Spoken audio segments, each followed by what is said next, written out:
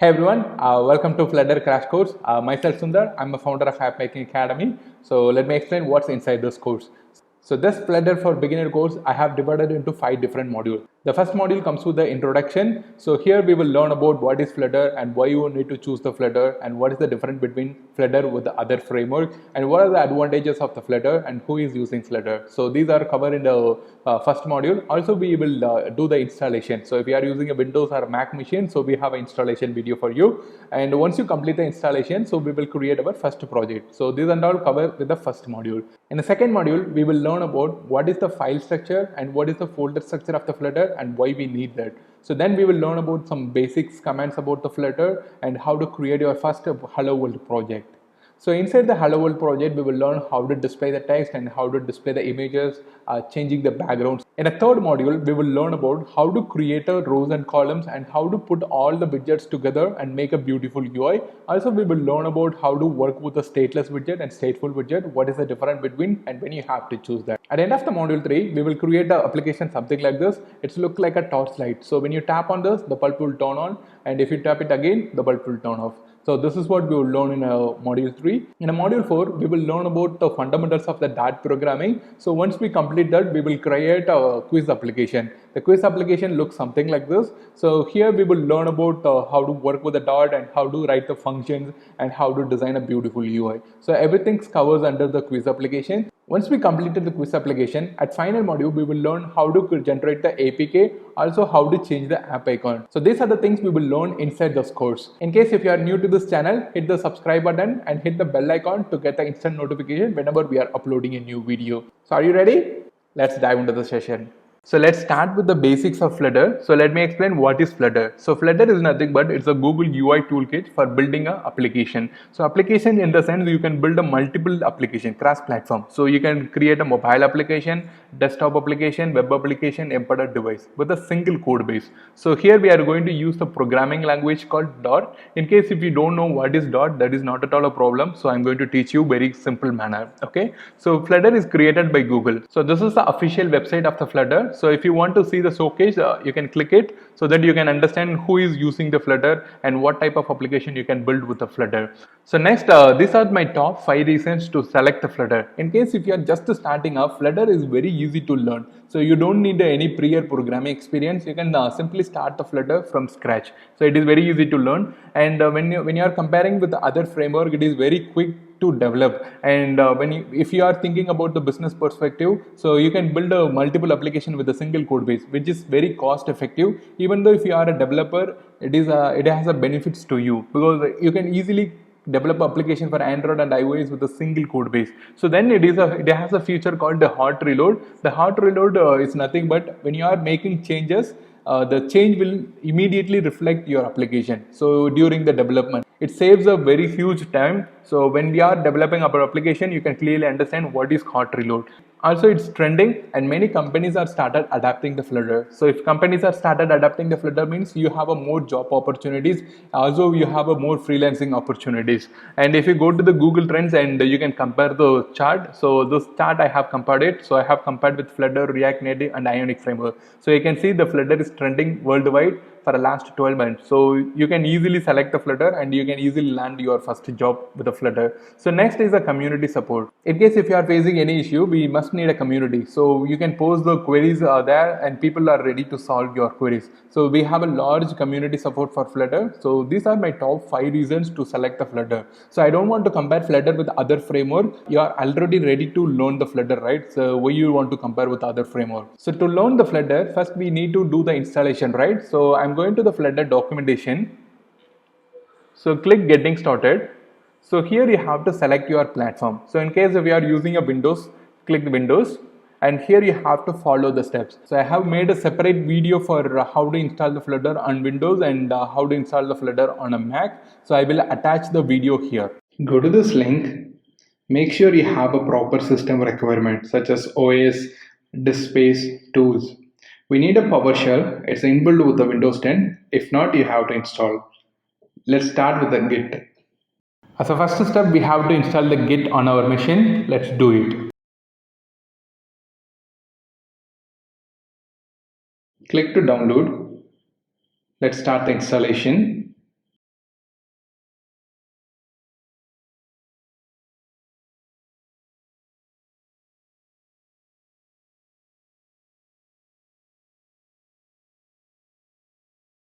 Now the Git is installed successfully.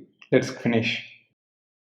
Once the Git installation is completed successfully, so you have to download the Flutter SDK and let's do it. At the time of recording, it's a 2.0.5. You can see the different version. That doesn't matter. You just need to download and follow the step. Once the SDK is downloaded, just copy that and paste inside the C folder.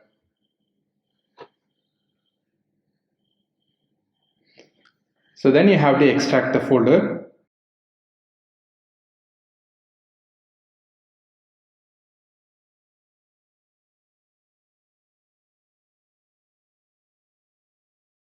After the extraction, go to the folder, Flutter and bin, and you have to copy this path. And right click the computer and go to the properties, click advanced system settings and click advanced and environment variables. Under the system variable, you have to select the path and click edit and add new. So here you have to paste your path and click OK, OK and OK. You can close this. Now we have done the Flutter setup. So to generate the APK, we need an Android Studio. I will explain how to do it. To download Android Studio, go to developer.android.studio and click the download. So you have to accept the terms and download the Android Studio. Once the download is completed, let's start the installation.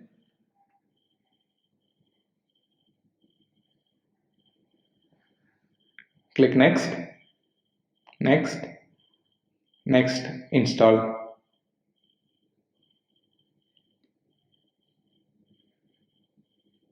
Now the Android Studio is installed. Let's launch it. So let's create a new project. You can select the theme and let it download a few stuff. So it downloaded completely. Let's click finish and create a new project.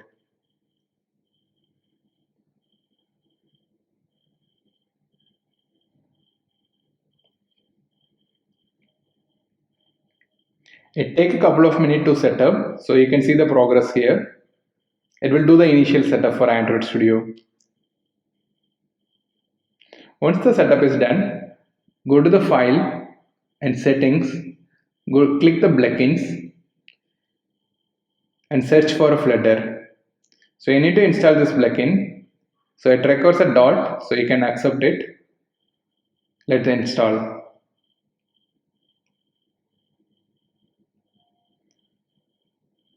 So once it is done, restart the Android Studio. Open your command prompt and type Flutter doctor.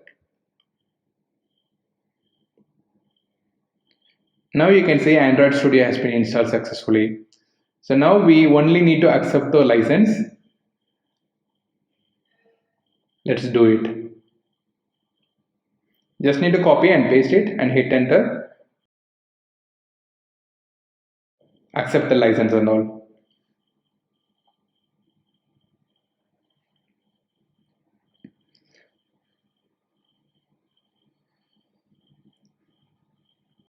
So now everything is fine.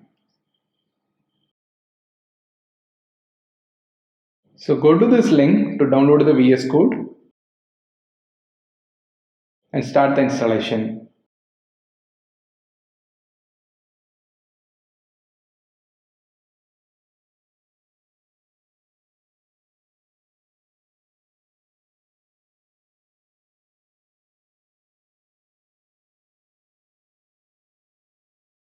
So open the VS Code, go to the extension. So here you have to search for a Flutter. So we have to install this plugin. So now the plugin has been installed successfully. We are ready to go. To run a Flutter application on a device, so we have a two method. One, you can run it on a virtual device. Otherwise, you can run it on a real device. So I suggest go with the real device because it's going to be much faster. Because if you are using a virtual device, it need a lot of resource, around 8 GB, 16 GB RAM. Even though it is going to be very slow, but I strongly recommend to test with the real device. And let's see how to do it. To run the simulator, open a AVD manager in Android Studio. So you can see the list of virtual device. If not, you can create a new virtual device. Select the device, click next, and you can choose the operating system. Click next, and click finish. You can name it and click finish. So I already have. I'm going to start this. So it's running. To connect the device, you have to connect the device with the USB cable and go to the settings, and you can scroll down under the system. You can see an about phone.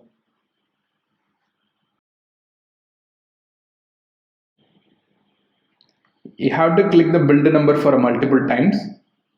It will enable the developer mode. So once it is done, so you go to the settings and then go to system, and you can see a developer option here. You need to enable the developer option and USB debugging. So now the setup is completely done. So let's create a new Flutter project and let's rock it. Let's create a new folder on the desktop to work with the Flutter project. So I'm going to name it as a Flutter Learning. So then I need to open a command prompt.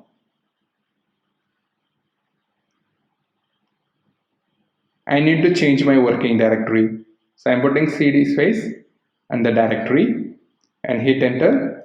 So now I can create a new project. Flutter create first app. This will create a new Flutter project. Once the project is created, I need to change the working directory. cd space first app. And then I need to open it with my code editor, code dot. So now you can see the main dot. So this is the sample code which we don't want to worry about now. Let's run the application on the device. So to run it, I'm opening the terminal. I need to execute Flutter run. It will take a couple of minutes for a first time. So here is the default output for a Flutter. I hope you completed all setup and run the default application on your device, and I just want to know how do you feel it. So this is your first Flutter application. I just want to see your emotion. So let's rock it on the next video. Make sure you have the proper system requirement, and Flutter uses the Git, and if you have a Xcode you don't need to install. Otherwise you just need to go to this link and you have to install and you have to run this command to install. And if you don't have a homebrew, so you just need to go to this link and copy this link and open your terminal and paste here, and then you need to run it. So I already have it, so I don't need that. Once the homebrew is installed successfully, you can run this command. Once the git is installed successfully, you can type git version and you can see the version. So this version may be different for you at the time of recording. So it is a version 2.24.3. So you might have a different version. That's not a problem. So you can continue the process. Once the git is installed successfully, so you can go to the documentation. Then you have to download the Flutter. So the version may be different for you. At the time of recording, it's 2.0.5. So you might see the different version, but it doesn't matter. So you can continue with the installation. So click to download. So once the Flutter is downloaded, you need to copy this and go to your home folder, paste here. So then you need to tab it and it will extract the folder. Now the folder is extracted. You can go to the Flutter folder. So here you can see the required tools. So now we have to set up a path for this bin folder. So let's see how to do it. So you need to open your terminal and type following this thing. Export path is going to be. So here you have to drag your folder and complete the version and hit enter. Now the path is done. So you need to type Flutter version to check the version. If you are facing any issue like this, you just need to cancel and open your system preference. So go to your security settings. So you can allow it and close it and run it again.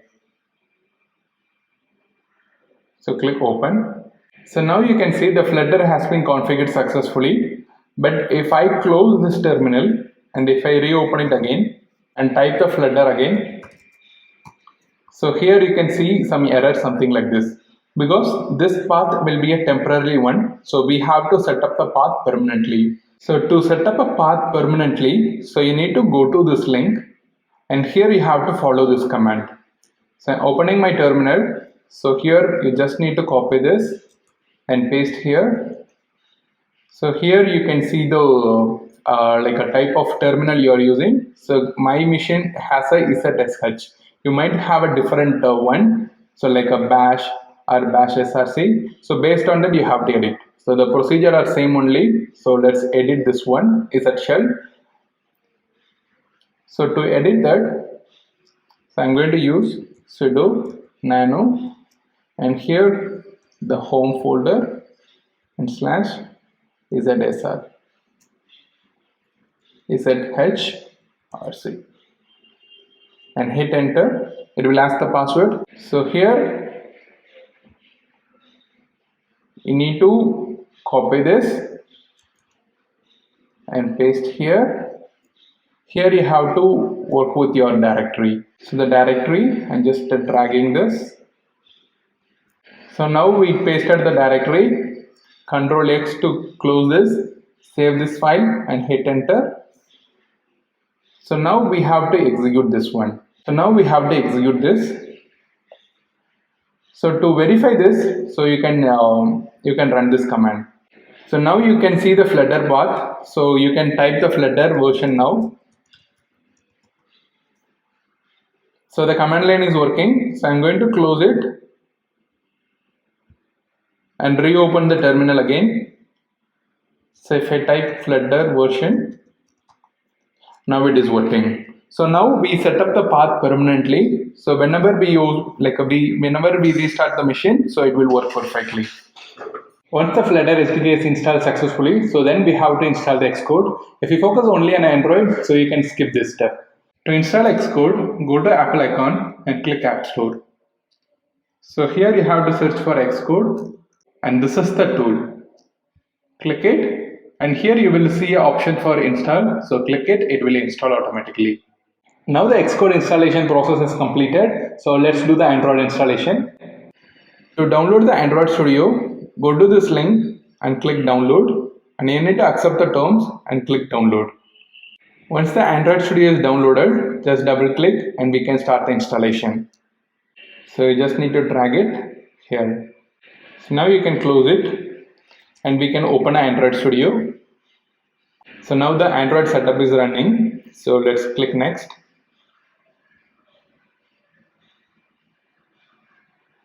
So we have to download few things. Let's click finish. So it will download it. Once Android Studio is launched, so it will do the initial setup. So here you can see the progress. Once all the setup is done, click Android Studio and go to the preference. So here you need to click the plugins.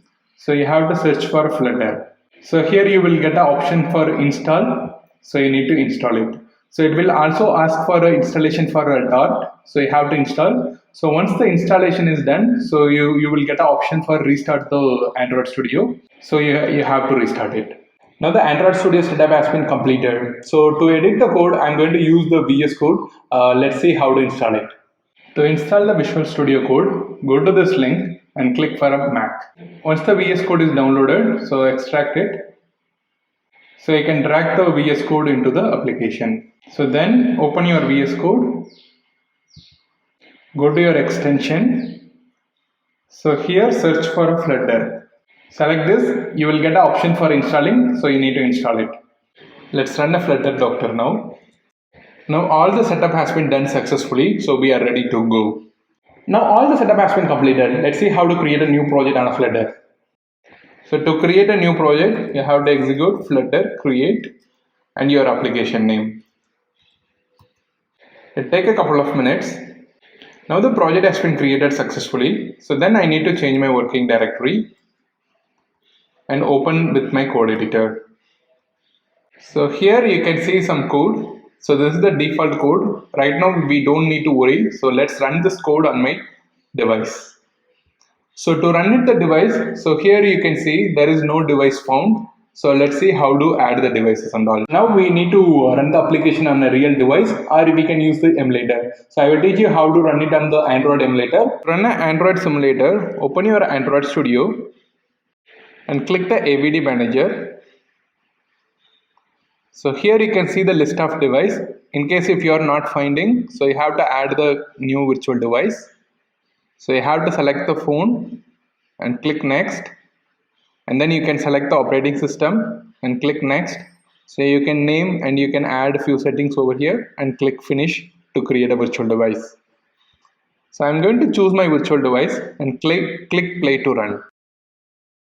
And we will also learn how to run it on the real device. Connect the real device. You need to go to the settings and scroll to the end and click the system. So here you have to go to the about phone and you can see the build number. So you need to click this for a multiple times and then you can come back to the settings. So again you can go to the system. So go to the developer option. So you have to enable this developer option and then you need to enable the USB debugging. So once you connected the device, so you can see the list of devices here. So now we can run the application. Go to the terminal. So type Flutter run. For the first time it will take a couple of minutes to run. So let's wait for it. So now you can see the default Flutter application is running. So now we run the application on an Android device. So let's do it for iOS. To run the Flutter application on an iOS simulator, so first you need to open the simulator. So using this command you can open the simulator and make sure you have Xcode installed on your machine, otherwise it won't work. I'm just running the command. So it will bring the iOS simulator. So to run the application on iOS simulator, so you need to execute Flutter run. So here you can see the device is connected. So it will take a couple of minutes for the first time.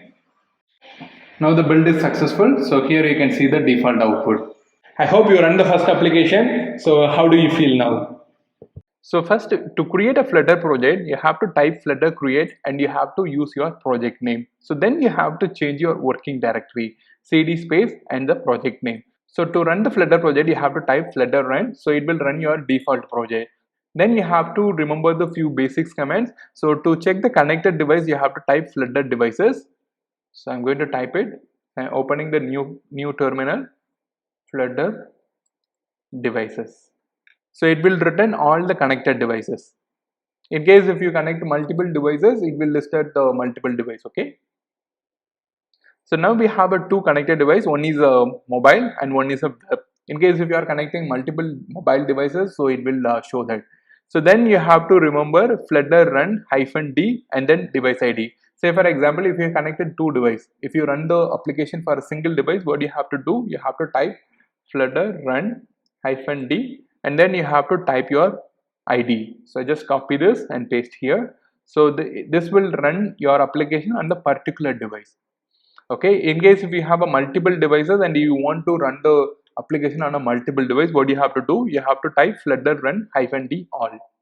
So if you type all means, so it will run the Flutter application on a multiple devices. Then you have to remember few more concepts. So for example, so the Flutter doctor is used for checking the errors on the installation. Okay, so Flutter clean. So in case if you are making a lot of changes, sometimes the application won't work, or if you are making any native changes kind of thing, so that moment you have to use Flutter clean. So it will clear the cache. To generate the APK, you need to type Flutter build APK. So to generate the release APK, you need to just add the Flutter release. So right now you need to remember only 3 commands: how to create a project, change your working directory, and how to run the application on a device. That is more than enough. Remaining and all, when we are going the next topic, so you will clearly understand. So now you have understand some basic commands about the Flutter. So next I'm going to explain what is the file structure of the Flutter. So if you go to the working directory, so here you can see the different files. Okay, the same file you are seeing inside the code editor. So let me explain what are the folders inside and what you have to do with this folder. So let me explain what is this folders and file. So first we have an Android folder. So this Android folder is used for keeping the Android related stuffs. And for iOS folder, we have a iOS related stuff. For a web, so we have a web folder. Okay, so I already told you, like when you are writing a single code base, if you are making a build, so your application is going to run on the Android device, iOS device, and web devices, right? So that's what this folder. So these are the native folder for the particular platform. Okay, if you are a beginner, you don't need to think much about this. Okay, so next we have a library folder. So inside the library folder we have a main dot dot. So if you open the main dot dot, so here we are seeing some code, right? So this code is producing this output. So for this output, this is the code. So right now we don't need to think about this. I will remove everything and I will teach you what is inside that code, inside that file. So then we have a test. In case if you are making if you want to write the test condition, you can write inside the test. So next we have the bubspec file. So this file is used for doing the configuration. For example, if you want to add a package, you have to add it. If you want to give the permission to the particular folder, so we have to do this. So when we are writing the code, you will clearly understand. So right now you have to understand what file is used for what purpose. So remaining until, you don't need to worry about this dot files and git ignore. So remaining until, you don't need to worry about this. Okay, so in most cases we will work inside the library folder and bubspec file. Okay, so now you have basic understanding about what is the commands we have to use and folder structure. So next what I'm going to do here, I'm going to remove all the code and we will start from the scratch. As I said, this main dot is producing this output, right? So what I'm going to do here, I'm going to remove this complete code. So then I'm going to type void main. Okay, so this void main, it will execute whenever the Flutter application is running. So let me explain the flow. When you are running your Flutter application on the device, first it will check for the main dot dot. You cannot change the file name. Okay, so main dot dot. So once the main dot dot file is called, so inside that main dot dot we have a main function. So this will call second. So inside this main function we have to write the code. The code is called run app.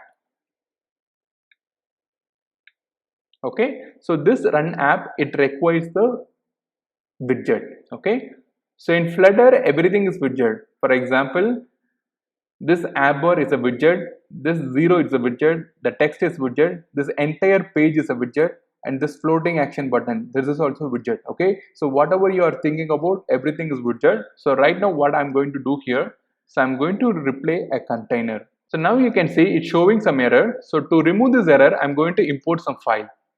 So now I have imported the material dot dot. So inside this material file only, we have the run app function and the container. Okay, like this we have another import called Cupertino. The Cupertino is nothing but it's iOS related stuff. So now I'm going to run this application. I am saving this file. So now you can see our application is running inside the device, but it is showing the black screen. Okay, because we are not adding any background color, something like this. Okay, so let me re-explain what we did. When you are running the Flutter application, the first file, it will call the main dot dot. So when the main dot dot is called, it will check for the void main function. So inside this void main, we must have a function called run app. So this run app, it requires the widget. Okay, right now we are passing the widget called container. So this run app and container, it is coming from the material dot. So that is what we are did so far. So instead of the container, so now I'm going to pass the widget called material app. Okay, If you hover the material app, so here you can see the material app has a lot of properties. Okay, so I'm going to write the code, then I will explain it.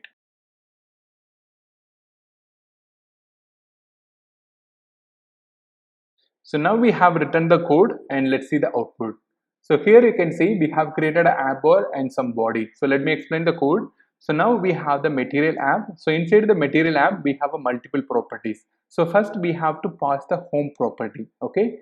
So this home is contained the widget called scaffold. So everything is a widget. So material app is a widget, scaffold is a widget, and the app bar is a widget, text is a widget. Okay, and you can notice everything it's aligned in a tree structure. So inside the material app only we have a scope scaffold, inside the scaffold we have a text. So everything is aligned in the tree structure. So let me explain side by side. So this scaffold is nothing but this entire page is called a scaffold. Whenever you are creating a new page, you need to use the widget called the scaffold. Inside the scaffold we have a property called app bar. So this app bar is nothing but this blue color. Okay, so then we have a body. So this body is nothing but we have a text, right? So this hello text is nothing but this one. So here you have to understand the green color thing are the widgets. Okay, material app is a widget, scaffold is a widget, app bar is a widget, and text is a widget. So next, this blue color is called a property. So every widget, it will have their own property. So here you can see if you hover the material app, so you can see the different properties: home, initial route, and builder, theme. There are a lot of properties inside. Okay, but if you hover inside the scaffold, so the property has been changed. So the app bar, body, and the floating action button, drawer, primary. There are a lot of property. If you hover inside the text, so that the text has its own property. For example, the style, text alignment, direction, and width of the style, maximum line. Okay, so every widget it has the own property. So now we are going to create our Hello World project. Looks something like this. So let's see how to do that. So to create our Hello World project, I'm going to remove this app bar first because I don't need this blue screen. Okay. So then I'm going to make this text as a center position. Okay. So to do that, I'm going to remove this text first. So to make it center, so there is a widget called center. So inside the center, we have to pass the child of text hello world. So let's save this file. So if it is not refreshing, you can do the hard reload. So now you can see the hello world is appearing on the center and we are seeing the white background. So to change the background color of the scaffold, so there is a property called background color. So inside the background color, so you need to pass the color. So color property is nothing but, so this is the syntax for that, color dot yellow. So now the entire background will change automatically. So here you can see we are seeing the yellow background and the text is a black. In case if we want to change the style of this text, so we have the property called style inside the text. So here you can see. So this style, it requires the text style, okay? So inside this text style, if you hover, we have a background color, font size, font weight, and we have a foreground color decoration. Okay, so what I'm going to do here, I'm going to increase the font size. I'm going to make it as a 30 and I'm going to change the color. I'm going to make it as a white color. So now you can see we have changed the text style to the font size of 30 and color is white. So let's save and see how it is going to look. So now you can see the changes. We have increased the font size and also we have increased the color. So now you have a clear idea about what is widget and how the Flutter is working and how the flow is working, right? So I'm going to modify a code a little bit. Here you can see we are writing every code inside the main function and run app. It is not a good idea for scaling your application. Okay, so for that what I'm going to do here, I'm going to create a stateless widget called my app. Okay, so inside this stateless widget, I'm going to paste this one, the material app.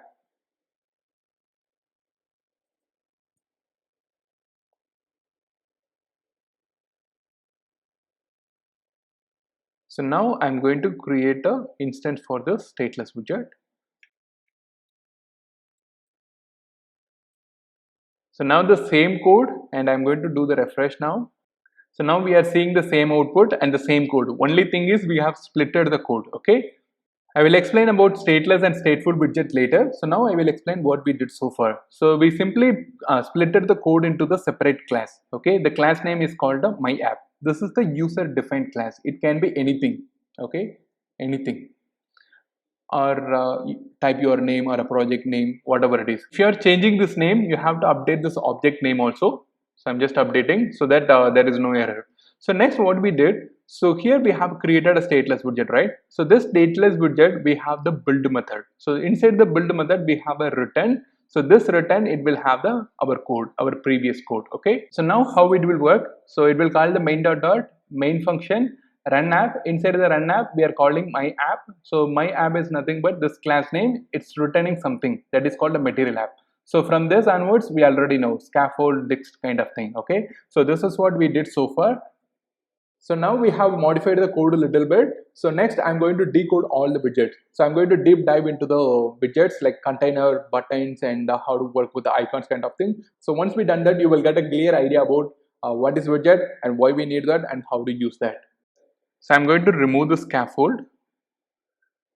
Okay. So these are very important things in the Flutter. So this never change. So when you are creating a new project, so main function will be there, run app will be there, and my app will be there inside the my app. So it can be a stateless or a stateful widget. So inside that we have the material app. So this material app, it requires a home page always. Okay.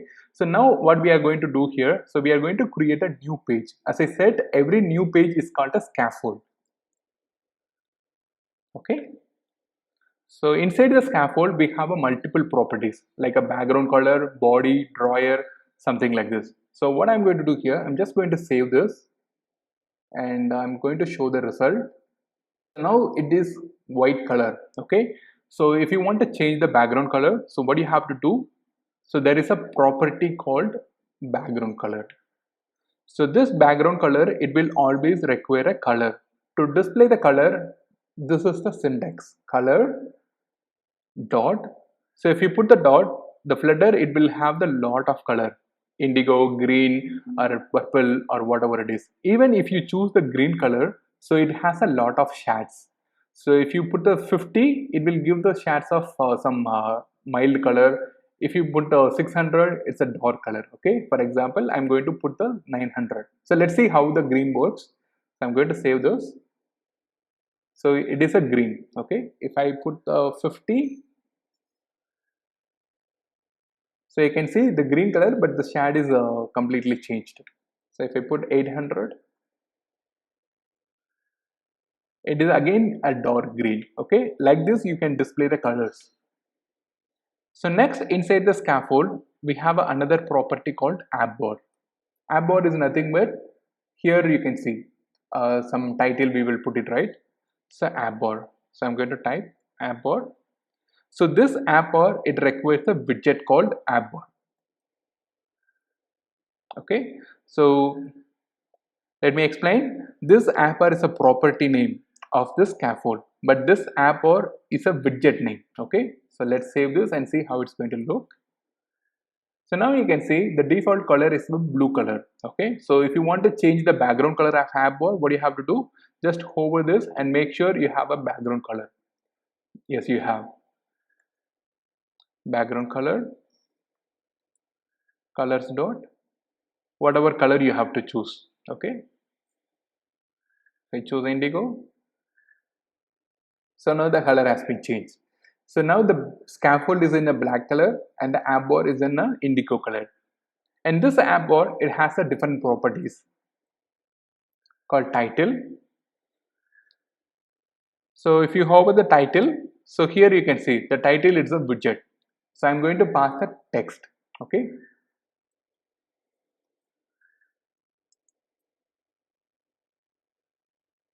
So I'm going to save this. So here you can see we are seeing the title here. Like this app bar has a multiple properties. So next I'm going to see another property called body. So I'm inside the scaffold, we have a property called body. So this body, again, it requires a widget. This widget, it can be anything. So right now I'm going to put the container. Okay, so the container is nothing but it's just an empty space. Okay, if I see the refresh, you cannot see anything. But this container is used for drawing the box or a circle, or if you want to add a padding, everything you can do with the container. So what I'm going to do here, I'm going to make the height and width of this container. I'm going to make it as a 400 and width is going to be a 400, just like a square box. Okay, then I'm going to give the container color.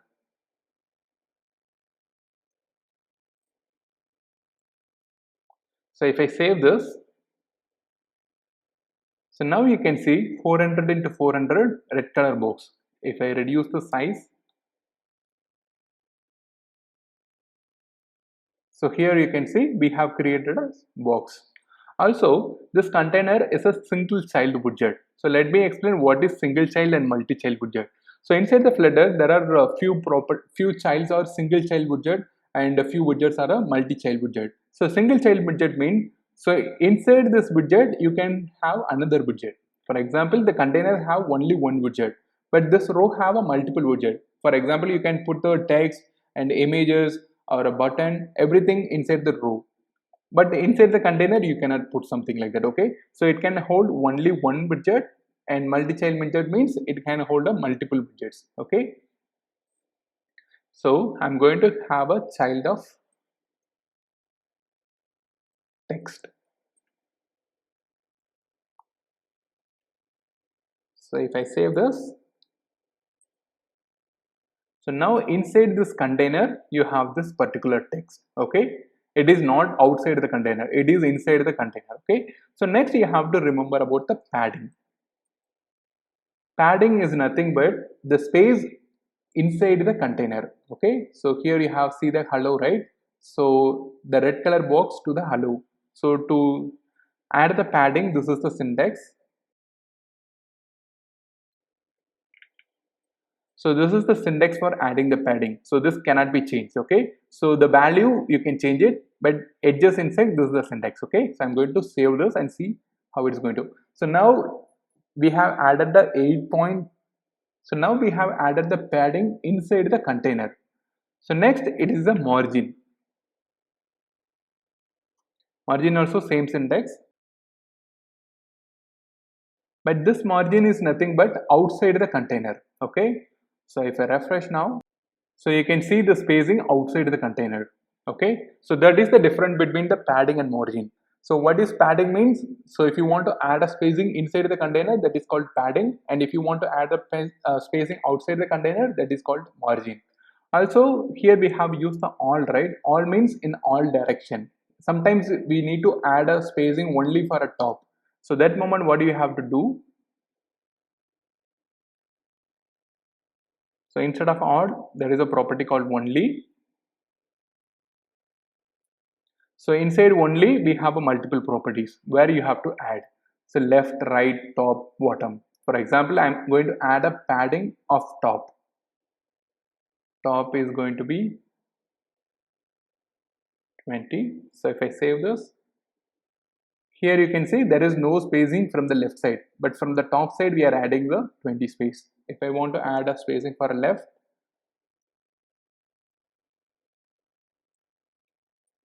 so here you can see we have added a spacing. The same goes for the margin.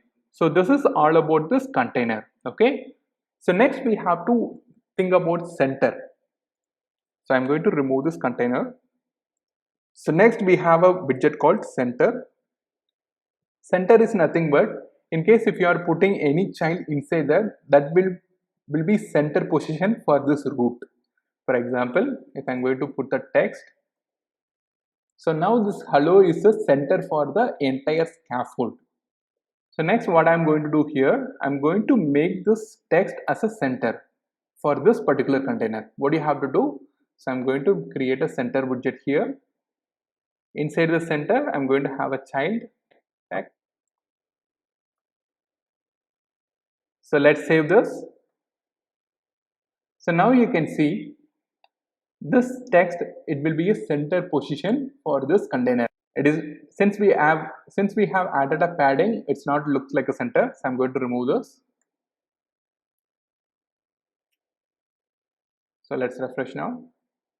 So now you can see this particular text, it's on the center position. Now we have to understand what is center. So center is nothing but it will add a child to the center position for its parent. So now the parent is a container. Previously the parent is a scaffold. Okay, so in case if you want to put any elements on the center position, you can use the center as a widget. So this is the basic widgets in the Flutter. So next I'm going to teach you how to display the image. So to display the image, I'm going to remove this. Instead of the text, I'm going to use a widget called image. So to display image, we have a multiple option. One, you can directly display from the network, or you can use the local image. So right now I'm going to use the network. So here we have to pass the URL. For that I'm going to the browser. So here I'm going to display this particular image. I'm going to open the image in a new tab. So this is the URL for that image. I'm just going to copy this and paste here. So let's save this and I'm going to do the refresh. So now you can see the image is displaying here. In case if you want to change the height and width of the image, what you can do, one, you can fix the height and the width of the container. Otherwise you can fix the height and width of this image. Okay. So inside the image network, so first you have to pass the src, that is the path of this URL. So next you can change the height and you can change the width.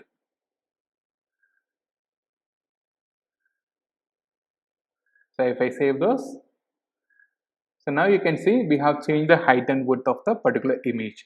So this is how you can display the image from the network. So now you can notice this image is in the center position because we are using the center widget, right? That's why it's showing on the center. In case if I am removing this, so the image is on the different position. Okay. So next we have to learn how to display the image locally. Okay. So now we are displaying the image from the network, right? So next I'm going to download some images.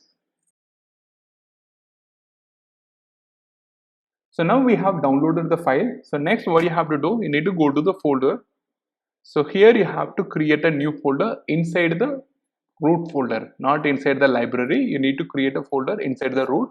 In case if you have any doubts, you just go to the finder and go to your working directory. So here inside the first tab, this position you have to create, not inside the library folder. Okay. So I'm going to create a folder called images. I'm just going to copy the downloaded image and paste inside the images folder. Okay. So if I refresh this folder, so here we can see the images folder and here we can see the file name. So I'm just going to rename the file name as one. Okay, that will be easy. So now I'm going to display this image inside the application. So I'm going to remove this image.asset. Here I need to give the path. So we have an images folder, right? Images and then file name one and then extension name JPG.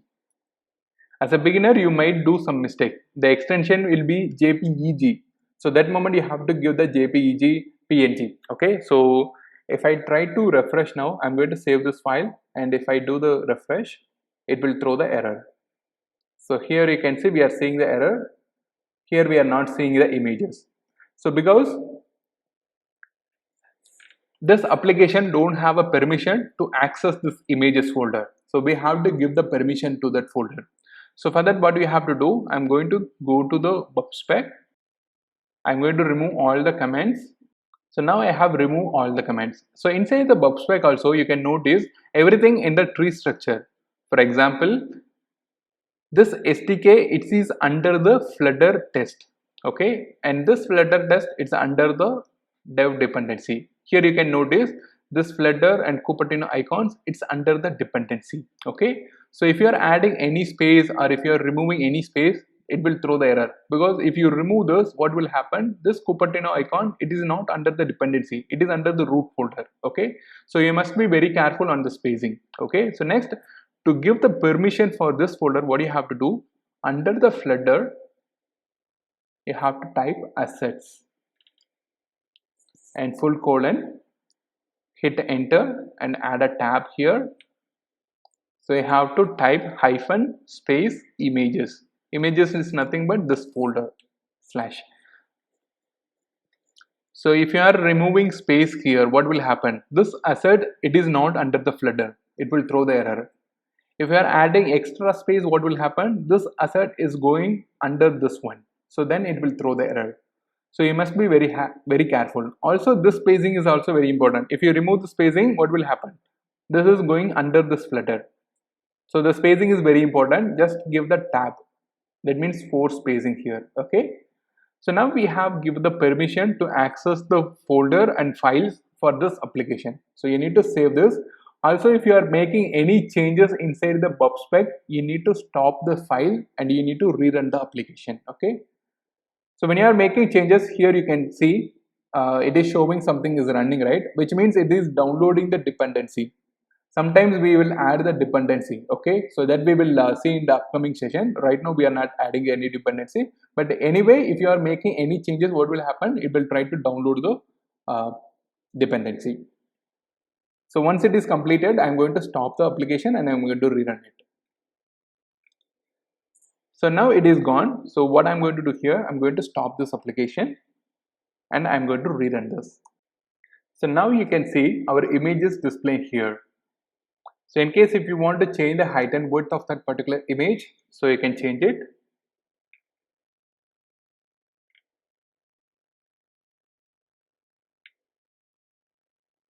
So if I refresh, so here you can see the image has been changed. So sometimes we want to make the images a circle. Okay, so that moment what we have to do, so we have a widget called circle avatar. Okay, so inside the container, I'm going to have the child of circle avatar. So now we have created a circle avatar. So this circle avatar, it requires the background image. Okay. So now what we are going to do here, so there is another way to display the image. Okay. So one, you can use the image.asset, image.network. That is a one way. Otherwise, you can use asset image. So here you have to give the path images/1.jpg. So now let's refresh now. So here you can see we have added a spacing over here. Also, if you want to change the radius of the circle, so there is a property called radius.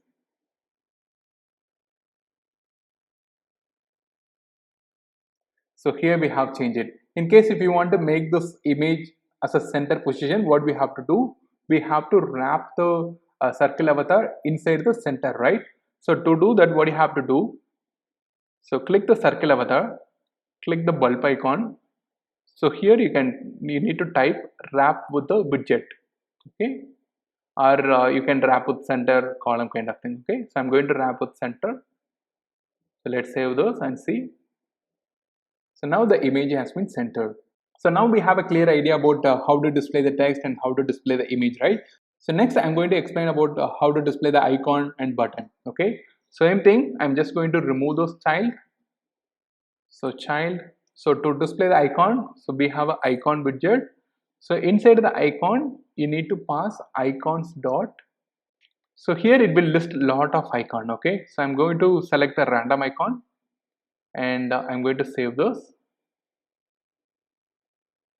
So now let's see how the output is going to look. So if I refresh now, so here you can see the alarm icon. So in case if you want to change the color of the icon, so if you hover this, so we have a color property. So color, we already know how to display the color, colors dot. So if I refresh now, so here you can see the color has been changed. If you want to change the size of the icon, if you hover this, so we have a size property, okay? So if I refresh this, so here you can see the size has been changed. So let's make it as a 80. So here you can see the icon size has been changed. So this is how you can display the icon. So next I'm going to explain how to display the button. So inside the button we have a multiple type of buttons, okay? So first I'm going to have the elevated button. So this elevated button, it requires the child, because we can pass the image button, or we can pass the text as a button, we can pass the icon as a button, right? That's why we have a child. So I'm going to pass the text. So here if you hover this, it requires the on pressed, because once the user is pressed, we have to do some action, right? So that's required. So right now I'm not going to pass anything, just an empty function. Okay, so now we have created an elevated button. So this elevated button, it has a child of text, and on pressed event it is nothing. Okay, so I'm going to save this and do the refresh. So here you can see this is the elevated button. Like this we have a text button. So if I refresh this, so here you can see it is a button, it is clickable, but there is no background. That is called text button. Also we have a outlined button. So if I refresh this, so here you can see we have the border. So we also have the style element, so that you can change the color of the button, something like this. Okay, so let's see how to do that. I'm going to have the elevated button. So inside the elevated button, we have the style property. So this style, it requires elevated button style, elevated button dot style from. So here you can change the color. So if you hover the style from, so here you can see the multiple property for the button style. So I'm going to change the primary, because the primary color of the button. Okay, so I'm going to save those, and if I refresh now, so here you can see the color has been changed. Here you can see some shadows, right? So if I want to remove those, there is a property called elevation. So if I put elevation as 0, there will be no shadow. So now you can see the black shadow has been removed. And if you want to change the height and width, what you have to do? So you can change the height and width. But there is no property for height and width for this button. What do you have to do? We have the center widget, right? So instead of the center, I'm going to change this to the container. So this container, we are going to change the height. So if I save this, so now the button height and width has been changed. So I'm going to make it as a very big. So here you can see the button height has been changed. If you want to change the font size for this, press me. So you have to apply the style here. So I'm going to save this. So now you can see the font size has been changed. So now we successfully understand what is widget and how to display the text, how to display the images, and how to change the background color, containers, buttons, right? But using this, we cannot create a complex UI. For example, if you cannot put two widgets together, right? So for that, we have a widget called rows and columns. So let's see how to do that. So now we have to work with a multi-child widget. So for that, we are going to learn about rows and columns. So I have written an article here. So you can go to those link and you can see about rows and column in very detail. So let me explain what is rows and column. Okay. So far we have created the container, elevated button. Everything is under the tree structure, right? So in case if you want to add multiple buttons, what do you have to do? So you cannot simply copy this and paste here. Okay, so for that we have to work with the rows and column. Okay, so I don't want to confuse rows and column at the same time. What I'm going to do here, I'm going to work with the column first, so then it is the opposite, just the opposite. The row is just the opposite of the column. Okay, so I'm going to remove all this code. So inside this container, I'm going to remove this code. So here I'm going to use column. So this column, it has a children. So previously it has a child. Single child means it's child, multi-child means it will always has a children. So inside the children, what I'm going to do here, I'm going to create a multiple container. Okay, with the height of 100 into 100 and width of 100. And I'm going to give a different colors for that. So now you can see we are displaying the container. Okay, 100 pixel into 100, and we are displaying three colors. Okay, I'm just going to change the background color of this one.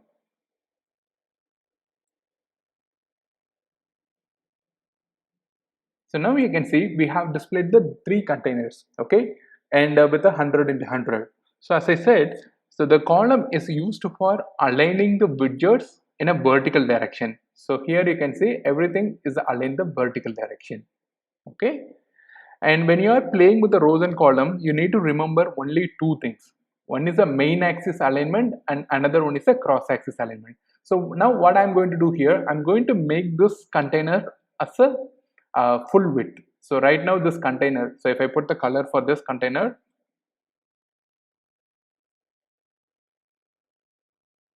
the container is not a full width or full height, okay. So to make it full width, what I'm going to do here, I'm going to make a height of double dot infinity. So double dot infinity means it will occupy the entire available space, okay. The same goes for a width, double dot infinity.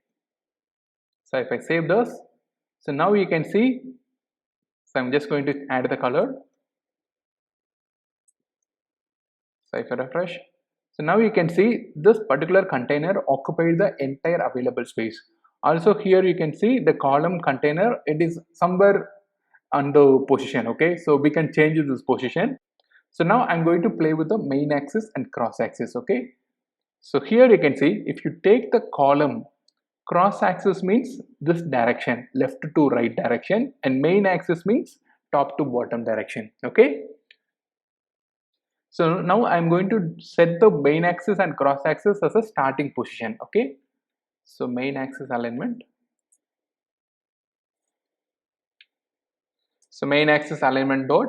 So here we have a multiple option, okay. So just I'm going to put it as a start position and cross axis. So inside the cross axis element also we have a multiple option, okay. So I'm going to set it as a start. So start means the starting position, okay. So here you can see the entire container, it is on the starting position, okay. Cross axis we set the start position and main axis it's the start position, which means the entire container will be here, okay. If I make the cross axis at the end position, this will happen, okay. Main axis is a start. So let's see how it is going to work. So I'm going to change the cross axis as an end.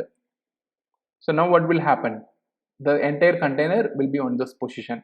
So if I refresh, you can see if I change the main axis as an end, what will happen, so this container it will goes to this position.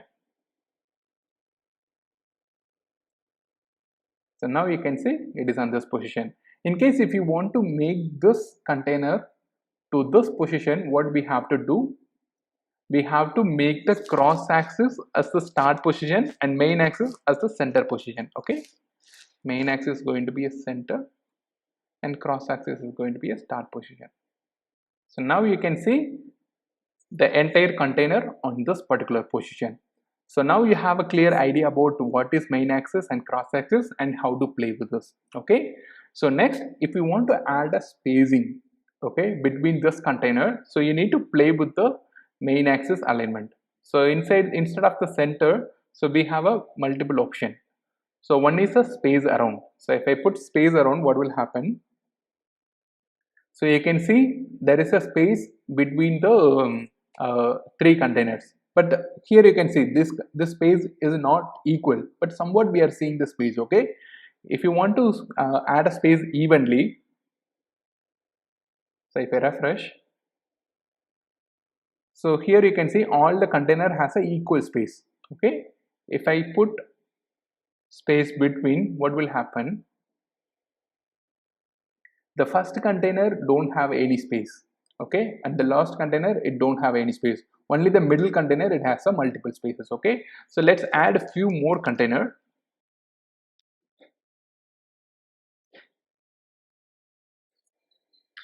So now you can see the start between means space between means the first and last don't have any space, but in between we have a equal space, okay. If I add space evenly, everything will have a equal space, okay. So this is how you have to play with the main axis alignment and cross axis alignment. So now we have understand what is column. So what is column, in case if you want to align anything in a vertical direction, you have to use the column. What if you want to do it on the horizontal direction? So that is called row. Okay, so when you are coming to the row, it's just the opposite to the column. So here, in case if you want to align everything in the horizontal direction, it is row. In case vertical direction, it is column. Okay, so the main axis and cross axis will also change. So what I'm going to do here, so I'm going to change the row column into row and do the refresh. So here you can see everything aligned on the top, because now the main axis alignment is from top left to right and cross axis is the top to bottom. Also we are having some error, so right now we don't need to worry about that because it is just overflowing. Okay, so I'm just going to remove this, refresh now. So here you can see, so in case if you want to display this container to this position, what do you have to do? So main axis is going to be center and cross axis is going to be end. Okay, you got it right. So cross axis is going to be end, main axis is going to be center. So if I save this, so now you can see everything on this position. In case if you want to put this container to this position, what do you have to do? So to this position, cross axis is center, main axis is going to be end. Cross axis is a center, main axis is going to be end. So now it is on this particular position. So now you have a clear idea about what is cross axis, main axis, and how to play with the rows and column. Okay, so next I'm going to do with the example. So it might be confusing for you in case if you are playing with a container kind of thing. So let's see how to work with the real-time example. So now what I'm going to do here, I'm going to display the icon and the text. Okay, so now for this purpose we have to use the column, right? So column, it's going to be a two children. First is icon. Okay, so we have an Android icon. So next we have a text button. So refresh now. So now you can see we have an Android icon, we have a text button. So to make it center, what we have to do, so we have to make the column and row, we have to make the main axis and cross axis as a center position.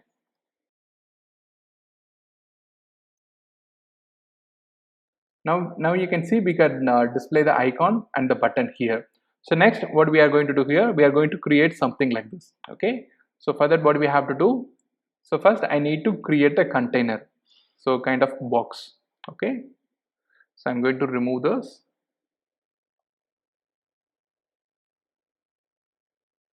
So first I need to create a container. So inside this container, so I'm going to create a column. So this child is going to have a column. So inside this child, what we have an image, title, and another title and button. Okay, so I'm going to use so here we have a circle image, so we can use circle avatar.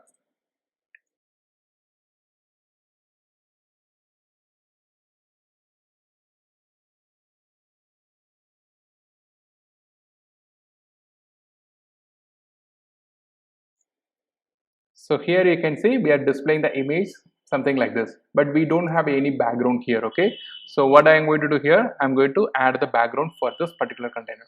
So I'm going to remove this background color, yellow color. So instead I'm going to add the color for this. So also I'm going to make this container for the center position. So I'm going to wrap with the center widget. So if I save this, so now you can see the height is somewhat very big. So let's reduce that. Okay, so next I'm going to make this everything to the center. So what you have to do, so we have to set the column, main axis, cross axis as a center position. Okay, so now you can see everything is center position. In case if you want to add a space, what we have to do, so we have to add a space between something like that, but that is not suitable for every situation. Sometimes we have to add extra space here. That moment what you have to do, so we have to type sized box. Sized box means it's just an empty box. Okay, so here you can set the height. For example, if I set the 20, So it will create a 20 space. Okay, so if I create a 40 here, so if I do refresh, so here you can see there are different spacing you can add it. Okay, so one thing, you can use the sized box or you can use the container. Container is also empty box, right? So if you are not passing any child, it's just an empty box. If I save this, so the same result. Okay, so for us spacing, you can use only one thing is called sized box, and one more thing is called a container. So now we have understand how to work with a column, right? So next we can have the real-time example of row. For example, if you want to build something like this, okay, like in e-commerce, we will have something like this, right? So let's build that. So instead of column, I'm going to use the row.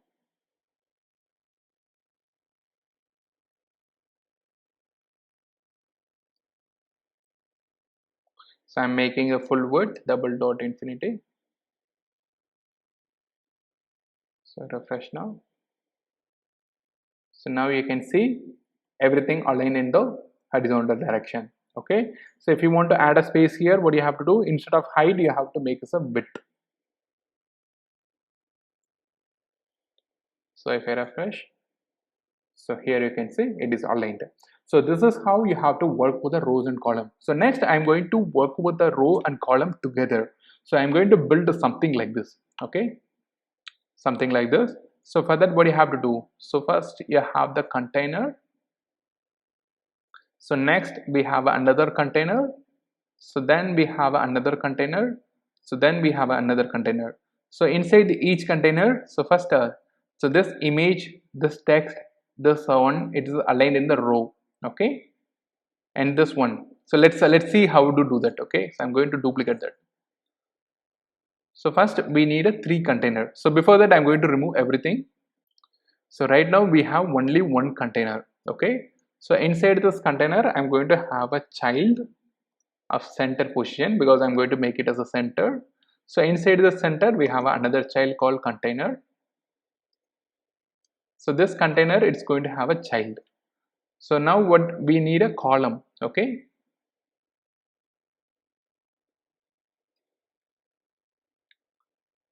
column of 3 children. So the first yellow, the first white box, the image box, and the last white box. Okay, container, container, container. So now we have created a 3 boxes. So let's complete this one. Okay, so for this we have an image, text, and icon. Everything aligned in a row, right? So this container, it's going to have a child of row. So this row, it has a 3 thing. Okay, I always use the container because it will be helpful for adding a space. Okay, so I have a 3 containers here. The first container, it's going to have a child of circle avatar. Circle avatar background image. So I'm going to save this.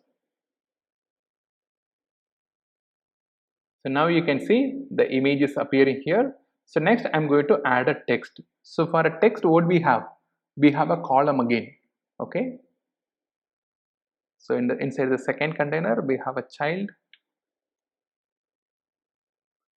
We have a column because we have a 2 text, right? Align it a column direction. Column. This has a 2 text.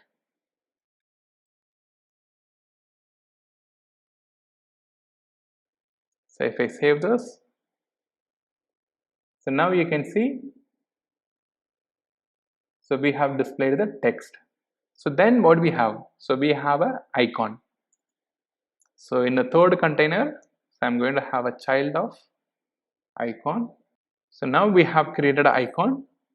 So let's see how it's going to work. So here we have an icon. So now you can notice everything aligns something like this, right? So but we have to add a spacing over there. So let's fix the spacing. So here we have a like a center position, right, inside the column. So we need to make it as a this position. Okay. What I'm going to do here. So this column is going to be a start position.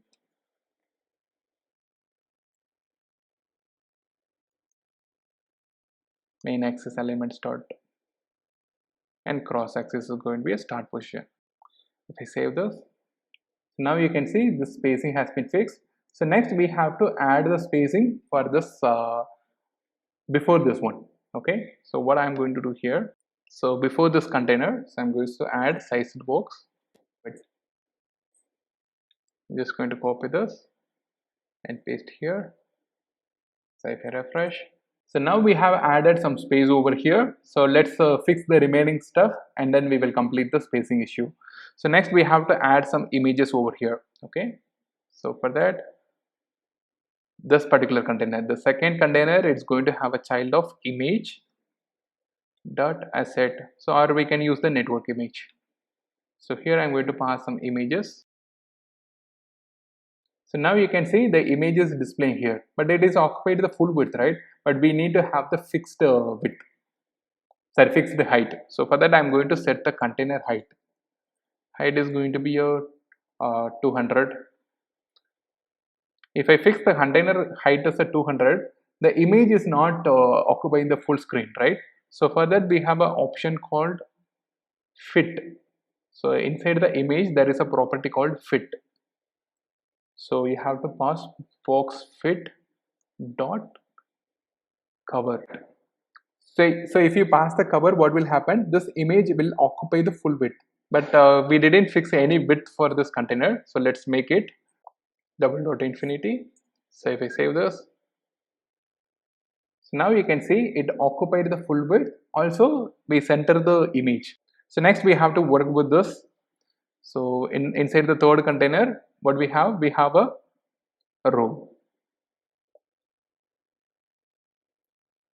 We have a child of row. So inside each child, what we have a like button command and we have a share button, right? Again it is aligned the row. So for that I'm going to create another container. So the first container is going to have a child of row. This has a child of icon. So I'm just going to copy this and replace the containers. So the second one is going to have a command. So if I refresh this, so here we can see we are displaying, but we don't have any space. Here we need to space evenly, right? So what we can do, we can put the space evenly for the row. So if I use the main axis alignment, so now it will add a equal space for this row. So I'm going to save this. So now you can see we have added a space equally. So now we have to fix the spacing. Okay, so for that what I'm going to do here, I'm going to introduce another widget called expanded. Okay, so this particular container I'm going to wrap with the expanded.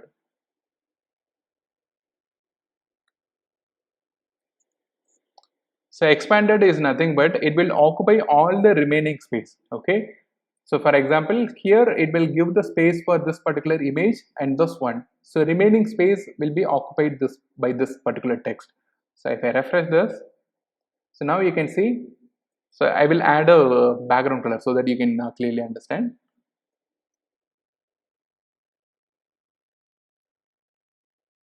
The expanded, it will occupy the remaining space. So here we have a spacing, right? Because we have added the sized box before and after that. Okay, so let's add some styling for the entire container. So what I'm going to do here, so I'm fixing some height and background color. So I'm going to add some margin. So if I refresh this, so now you can see we have added some spacing over here. Also you can add some spacing for this. So if you put the spacing for this container, padding. So now you have clearly understand what is rows and column and how to play with the rows and column, and using the rows and column how to create a beautiful UI. So now you have successfully completed the rows and column. I hope you have clearly understand about rows and column. In case if you are having any doubts, so you can rewatch the video and make sure you have completely understand rows and column, because this is very important in a Flutter development. So next we are going to see what is stateless widget and stateful widget and when you have to choose that. So now I am going to explain the difference between stateless and stateful widget. So stateless widget means in case if you want to display any static information, that moment we have to use the stateless widget. In case if you want to display any dynamic data, or in case if you want to re-render the UI based on the user event. So user event means it can be a network request or based on the click, anything. Okay. So in case if you want to change the UI based on the user event, so that moment you have to use the stateful widget. So in our use case, so far we have used the stateless widget, right? Because we are not modifying anything. Okay, we are just rendering the data. Okay, we are not making the network request, or we are not based on the any event, like a user is not clicking anything. Okay, so that moment we are using the stateless widget. So what I'm going to do here, I'm going to completely remove this and see how the code will looks like. Okay, so stateless widget code. Okay, so this is the syntax for creating a stateless widget. Okay, so it have the class name and it extends the stateless widget. Okay, extends is nothing but this stateless widget is used for creating a custom widget, right? So it is coming from this material app. Okay, so we are extending means we are creating our own widget based on the stateless widget. That is the meaning for that. So next we have a override function, right? So inside the stateless widget there will be a function called build method. Okay, we are overriding that. We are creating our own build method. That is the meaning of the override. Okay, so this is the syntax for that. So every widget it will have the build and it will return always a widget. Okay, so right now we are returning the container, right? So that is the return. So this return you can find you can always find inside the build method. This is how the stateless widget looks like. Okay, so let's create a stateful widget. So now we have created a stateful widget. So when you are creating a stateful widget, what will happen? It will create a state separately. Okay, inside the state only you can find the build method, not inside this particular function. Okay, so here we are rewriting the create state using the override function. Okay, so this is the syntax for the stateful widget. So now we have understand the difference between the stateless and stateful widget. So let's write the code and see how it is going to work. So what I'm going to do here, I'm going to remove everything and create a stateless widget. So here it is going to be a material app. So inside the material app, we have a home. So this home is going to have a scaffold. So inside the scaffold, we have a body. So this body, what I'm going to do here, I'm going to create a simple counter application. Okay. So as a beginner, you might make some mistake. So this semicolon, the return, it should always have a semicolon. Okay, after the particular widget.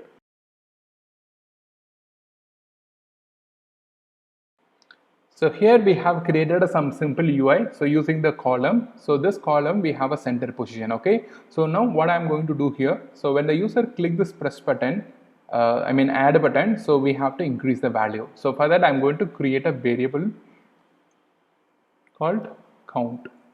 So initially the value is going to be a 0. So this is how you have to create the variable. So var is a keyword and this is the variable name and this is the value for that. So right now we need to display the count. So to display the count, so here you have to use dollar symbol and the count, that variable name. Okay, so if I refresh now, so here it is a 0 only. Okay, we are not changing anything. So when the user click this button, we need to increase the count. Okay, so we have on press, right? So here what we have to do, so count equal to count plus 1. Okay, so I'm going to print it. Okay, so print means it will display the value inside the console.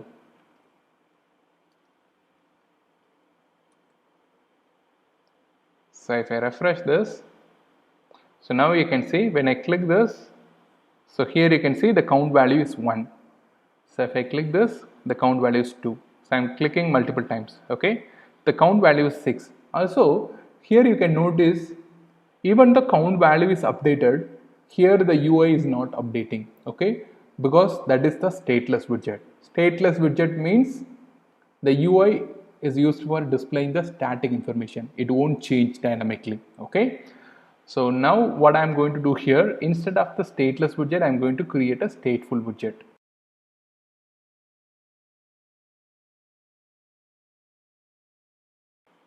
So now what we didn't change any code, just we converted the stateless widget into stateful widget.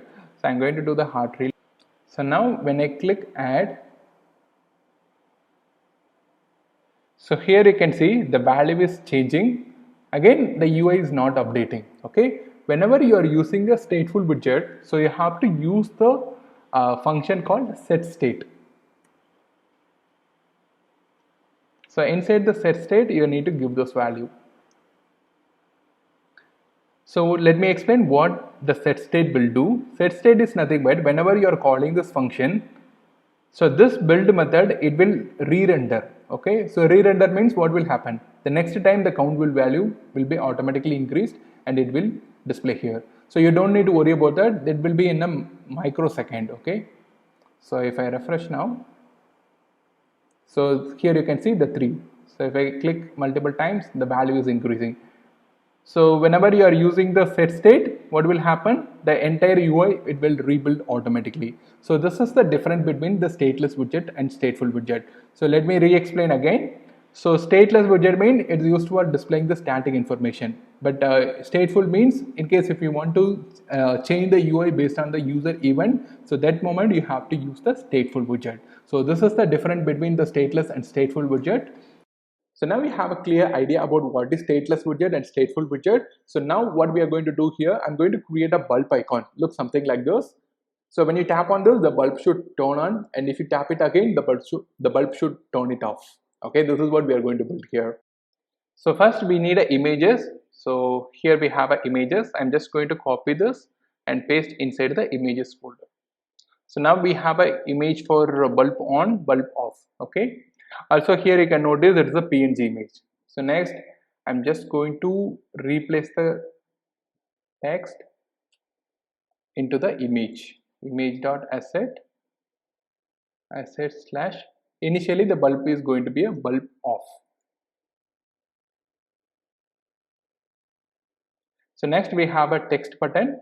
So here what I'm going to do here, instead of the count value, I'm going to create a new variable. So initially bulb on is going to be a false. Okay, so here inside the set state, what I'm going to do here, I'm just going to copy this variable, and bulb on is going to be not equal to bulb on.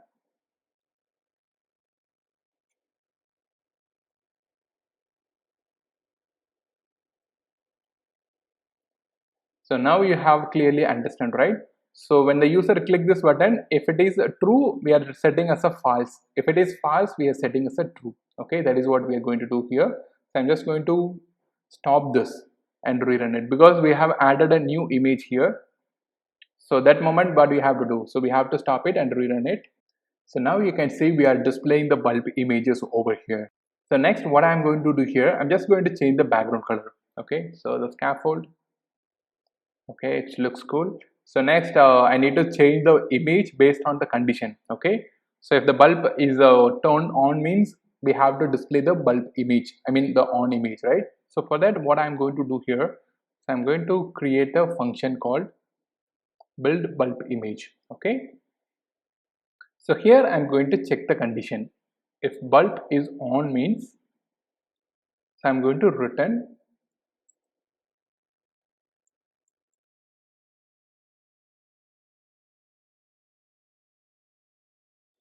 so bulb off.png. Okay, so now next what I'm going to do here, I'm just going to call this function here.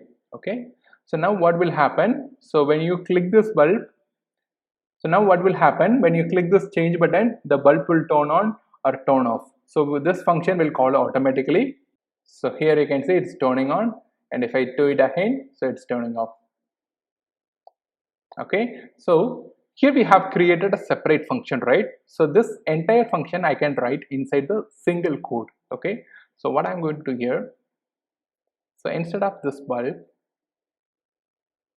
so if bulb is turned on means, so this is the shortcut for writing the if condition. So if it is turned on, we are displaying the bulb image, otherwise off image. Okay, This is the short version for the if condition. Okay, so if I do the refresh, it will work.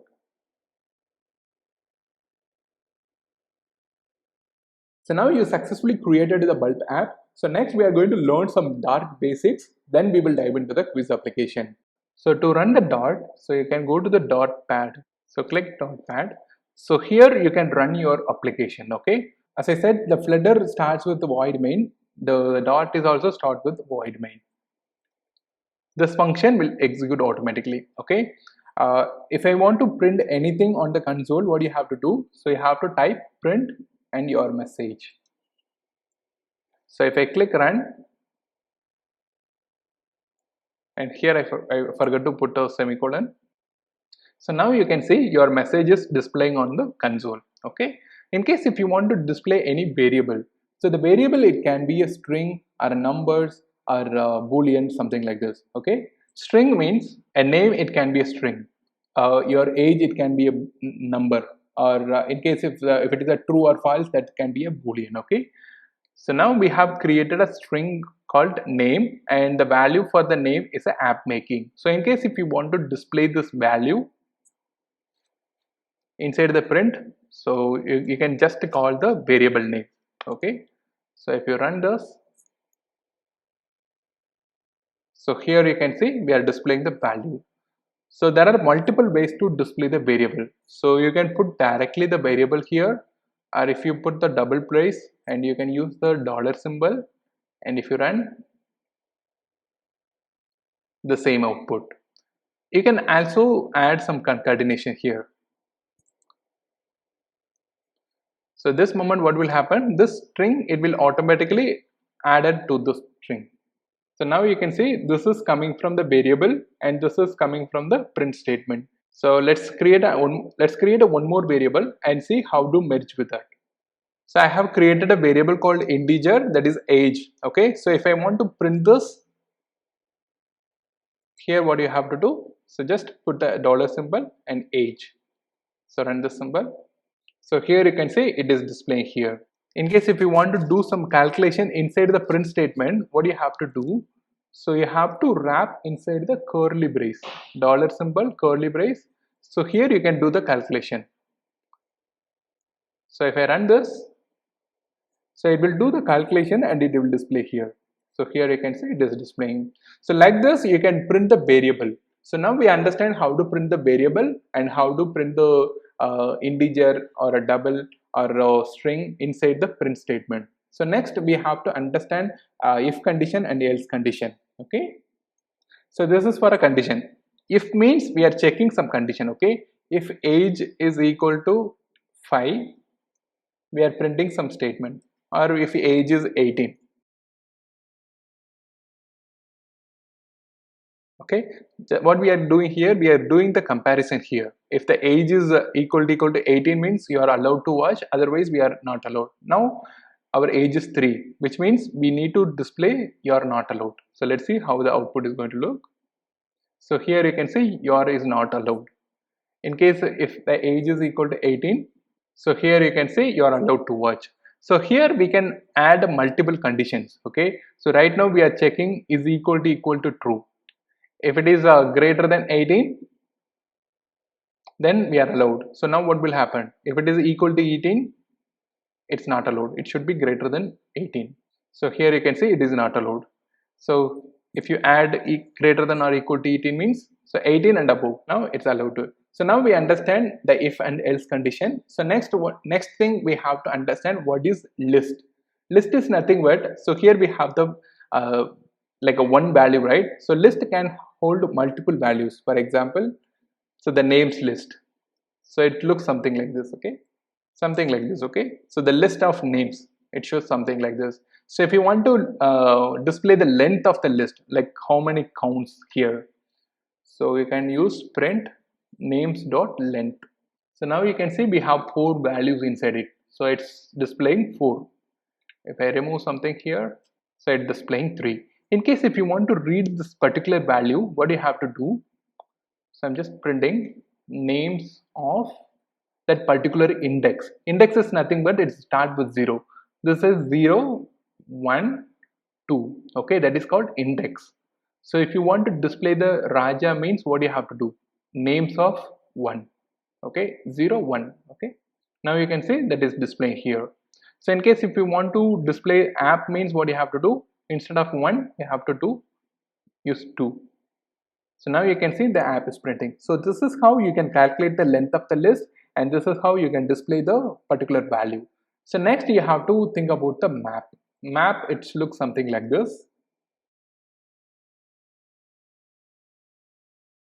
So to read the data from the map, what you have to do? So print, so user object of, this is the key and this is the value. Inside the map there will be a key and there will be a value. So for example, if you want to read the name of the user, what you have to do? User object of name. Okay, so if I print this, the value is displaying here. In case if you want to display the area, what you have to do? User object of area. Okay, now it is displaying the area. So for a list you have to use the index. For a map you have to use the key. Okay, also you can have the list something like this.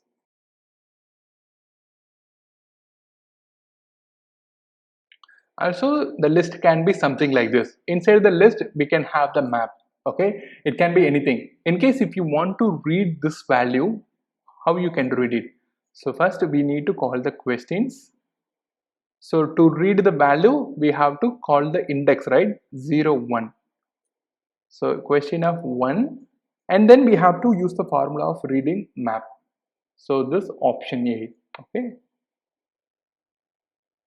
option A. So now it should return 1 as the value. So now you can see we are seeing the result. In case if you want to see this particular thing, what you have to do? Question of index. Index is 0, 1, 2. Question of 2, and then we have to use the answer. So if I click run, it should return 3. So now we have see the value of 3, right? So now we have some basics idea about the dot programming, like what is variable, how to write the if condition, and how to read the list, and how to read the map, and how to read those data. So this is more than enough for building our quiz application. So let's create our quiz application. So now we have some basics idea about the dot programming, like what is variable, how to write the if condition, and how to read the list, and how to read the map, and how to read those data. So this is more than enough for building our quiz application. So let's create our quiz application. To create a quiz application, I have removed all the code. So let's create a variables first. So first what we need a list of questions. Okay, so list of questions. So then what we need? So we need a variable for right answer count. Initially it's a 0. Okay, so then we need a variable called wrong answer count is going to be 0. So then we have to create a variable called current index. Current index nothing but like the question, we have a multiple questions, right? So which questions we are currently in, that is what current index. Okay, so let's fill the list of questions now.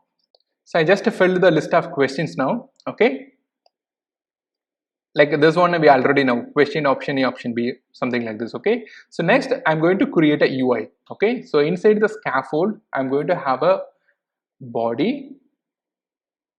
So this body is going to have a container. So this container I'm going to make it as a full width.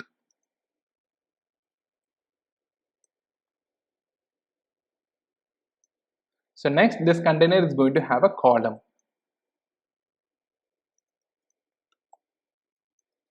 So inside the column we have a multiple children. So first I'm going to display the question. Okay, the text is going to be the question.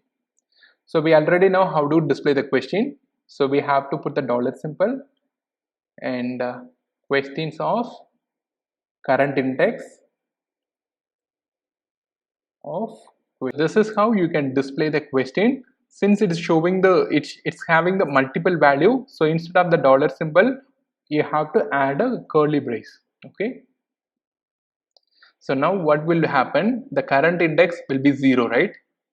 So the first question will display here. Okay, we are reading the questions of 0 of question. So I'm going to refresh now. So now you can see we are seeing the question here, but on somewhere on the top, because we are not doing any alignment. So what I'm going to do here, so I'm making the column to the center.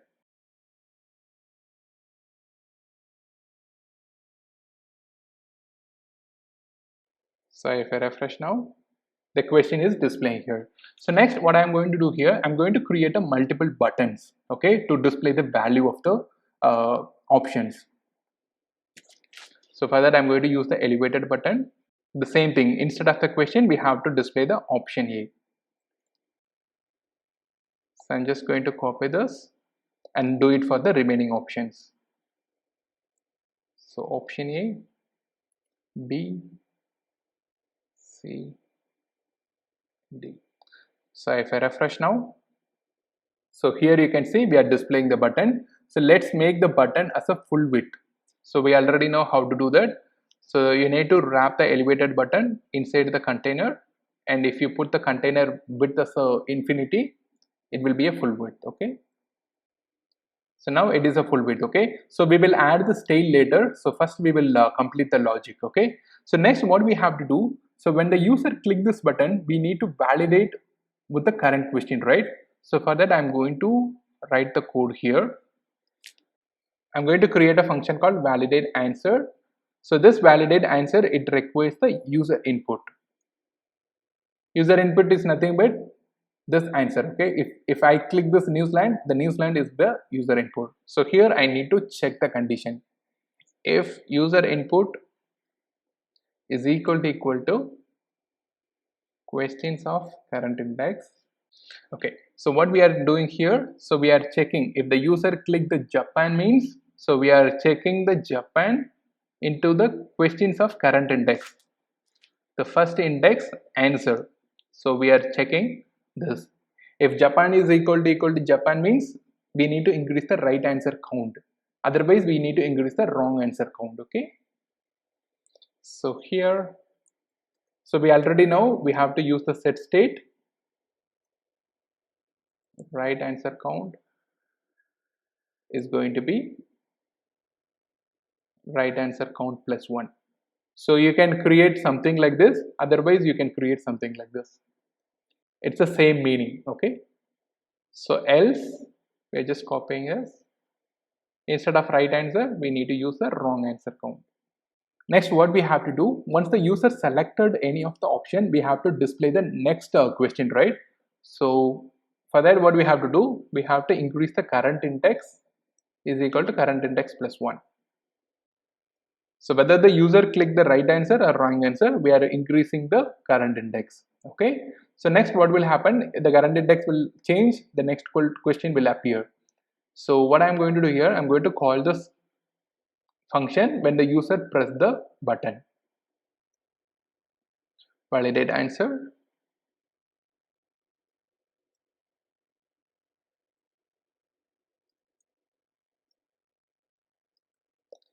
Okay, so we are passing the option A to the validate answer. So the same thing goes for the option B, C, D.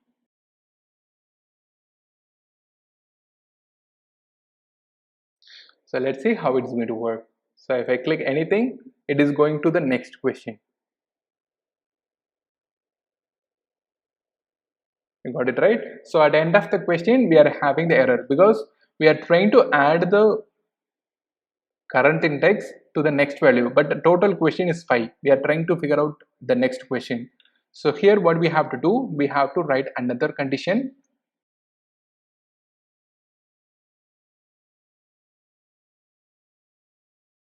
So here we have write the condition. If the current index is less than length of the question minus 1, which means our question length is currently 5, right? So 5 minus 1, 4. So it should be less than 4. 4 means the last index will be the last question. Okay, so I'm going to do the hard reload because we have error, right? So you need to do the hard reload. So here you can see which animal is known of the king of the jungle, that is the last question. So if I try to answer, the question is not going to the next question because we return the condition here. Okay, So now what we have to do, we are just need to display the right answer, wrong answer count. Also, I'm going to create another function called reset. Reset means we are just resetting all the value. Okay. If I use the reset, what will happen? The entire code will reset. The first question will appear. Okay. So now we need to display the right answer count, wrong answer count. So here after the last button,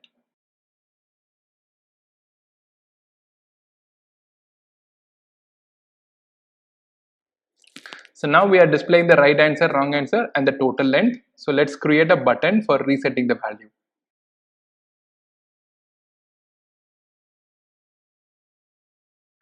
So now we have created a reset button and right answer, wrong answer count. Let's refresh now. So if I click this, so here you can see the right answer and wrong answer count is increasing. And if I click reset, so everything is resetting. Okay. So let's do some styling over here. So I'm just going to change the background color first.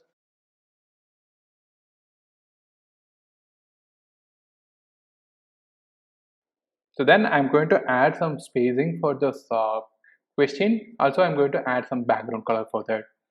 So here we have a question, right? So I'm going to wrap the question inside the container.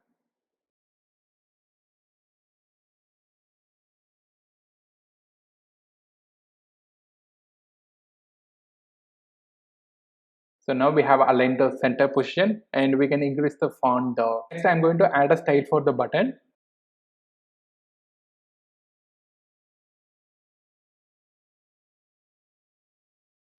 So now we have added some style. So let me explain what I did. So first I have changed the background color.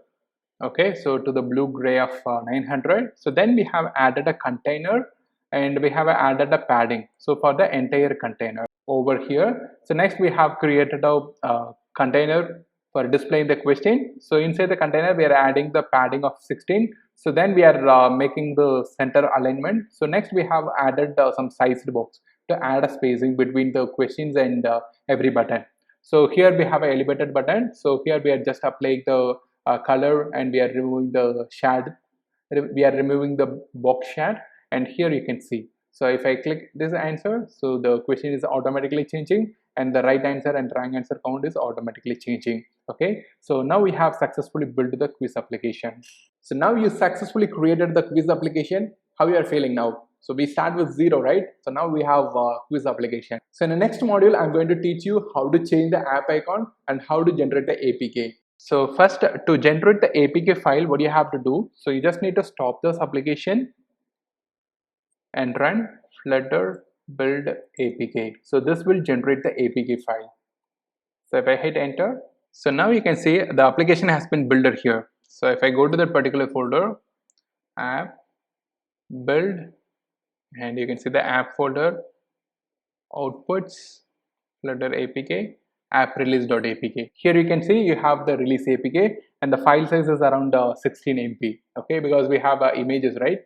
So next we are going to see how to change the app icon. So if I minimize this application, so here you can see the app icon is the default Flutter application. Also we have the app name, first app name, right? So let's see how to do that. So for that I'm going to use the package called Flutter launcher icon. So you can go to this link and you can add that. Okay, so to add that, what you have to do, so you have to follow the steps. So I just need to copy this and I need to put inside the dev dependency. So go to your bub spec. So under the dev dependency, not inside the dependency, under the dev dependency, you need to paste it. Okay, the spacing is very important. So once you have pasted, so you just need to copy this and paste in the root. So after that, so this is very important. Okay, so there is no space here. So next we have to give the path for the image. So what I'm going to do here, I'm just going to copy the icon to this images folder. I can paste as a icon.png. So here you can see inside this images folder we have a icon.png. So the size can be 1024 into 1024. Okay, so images folder. So now we need to save this. So next you need to run this command. Just going to copy this, and inside the terminal I'm going to run it.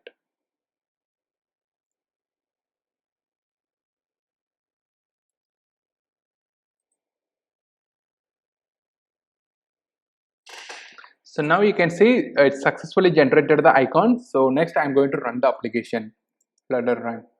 So you can generate the APK and you can run it, otherwise you can directly run it. Okay, so before that I just need to uninstall the application because it will run from the cache, right? So I just need to uninstall it. So now you can see we have updated the app icon. So guys, how we are feeling now? So we start with 0 and now we have completed the quiz application. We have changed the icon. We have learned a lot of things inside that, like container, file structure, and how to work with the rows and columns. And finally we created a quiz application. So how you are feeling now? I would like to get a feedback from you. Please post your feedback in a comment. I will read each and every comment and I will reply to you. This is just a 10% of the Flutter. In case if you want to learn more about Flutter, so you can check out my Flutter master course. Inside that we will have a most advanced stuff like how to work with the navigation and how to pass the data from one page to another page, working with the Google Map, Facebook authentication, Google authentication, working with Firebase. There are a lot of things to cover. So that course, it almost covers 100%. So this course comes with the 6 different courses. That's not a fixed one. So we are adding more courses into it. That is most advanced courses. In case if you want to learn Flutter much faster way, you can check that course. Also that course comes with a weekly live mentorship. Weekly live mentorship is nothing but every week we are having a live call together, and if you have any questions, so you can ask with me. So the question is not just related to the development. So in case if you want to make money with the application, or in case if you are building your own startup, sometimes you will have some idea about starting freelance app developer. So all discussion related to the app development, we can talk inside the live session. If you are interested, you can go and check that course. Apart from that, once again, I would like to get a feedback from you about this particular course. Please leave your comment below. I will be very happy to read and I will be very happy to see what you have built so far. Thank you so much for spending your valuable time with me. If you are new to this channel, please hit the subscribe button and hit the bell icon to get the instant notification whenever we are uploading a new video. If you feel this video helps to someone else, please share with your friends. Thank you. See you on next video. Bye-bye.